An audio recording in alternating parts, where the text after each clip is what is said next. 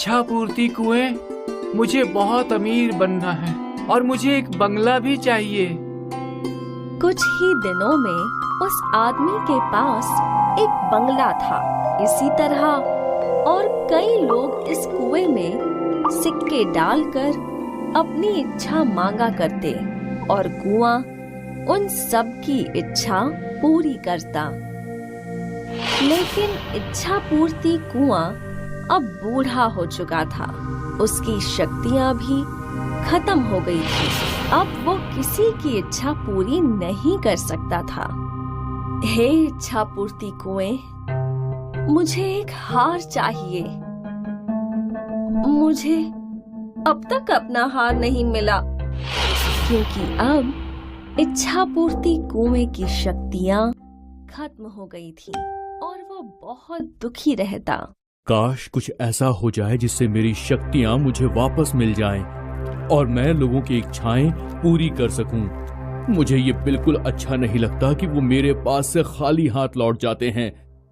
हे भगवान, मुझे मेरी शक्तियां वापस दे दो, मुझे मेरी शक्तियां वापस दे दो। आपकी बहुत कृपा होगी। लेकिन कुछ ना हुआ। इच्छा पूर्ति कुआं और ज्यादा दुखी रहने लगा। एक दिन इस इच्छा पूर्ति कुएं के पास एक छोटी सी बच्ची आई, टीना।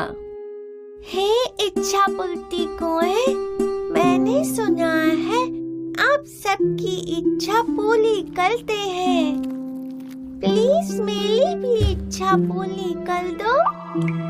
मेरे मम्मी पापा दोनों काम पे जाते हैं और मेरा कोई दोस्त भी नहीं है।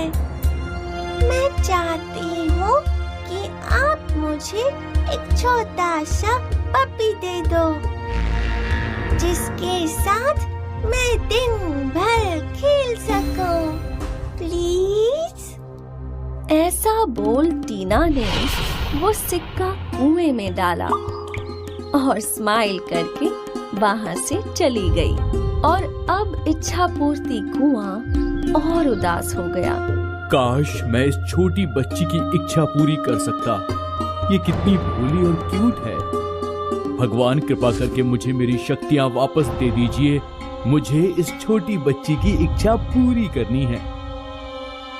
ऐसा बोल इच्छा पूर्ति कुआं भावुक हो गया और जोर जोर से रोने लगा।